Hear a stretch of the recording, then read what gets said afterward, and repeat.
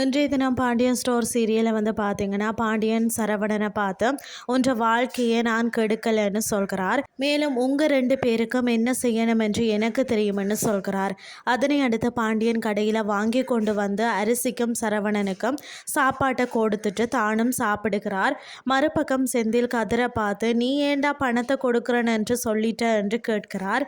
மேலும் 10 லட்சம் ரூபாடா கொஞ்சம் காசாடான்னு சொல்லி செந்தில் கேட்கிறார். பிறகு மீனா மாமா கோபத்துல தான் இப்படியெல்லாம் செய்துட்டு இருக்கிறார். அதை கேட்ட கோமதி ஷோக் ஆகிறார். பிறகு செந்தில் மீனாவை பார்த்து அப்பா என்னட்ட காசை கொண்டு வந்து தர சொல்லி இருக்கிறார், நீ கொஞ்சமும் வெட்கம் இல்லாமல் அவர் கூட போய் சாப்பிட்றா என்று சொல்லி பேசுகிறார். அதை கேட்ட கோமதியை மீனாவை பேசி கொண்டிருக்கிறார். பிறகு மீனா நான் வேணாம் என்று சொல்லணும்னு தான் நினைச்சேன், ஆனால் பரோட்டாவை பார்த்த உடனே சொல்ல மனசு வரலன்னு சொல்கிறார். அதை தொடர்ந்து காந்திமதி கோமதி கிட்ட பாண்டியன் ஒன்று அண்ணனுங்களை விட மோசமாக இருக்கிறாரே என்று சொல்கிறார். அதை கேட்ட கோமதி அப்பட்டமாக பேசாத உன்ற பசங்களை விட அவர் ஒன்றும் மோசமானவர் இல்லை என்று சொல்கிறார். மறுநாள் காலையில் சக்திவேல் காந்திமதியை வம்புக்கு இழுத்து கொண்டிருக்கிறார். இதுதான் இன்றைய நாளுக்கான எபிசோட்.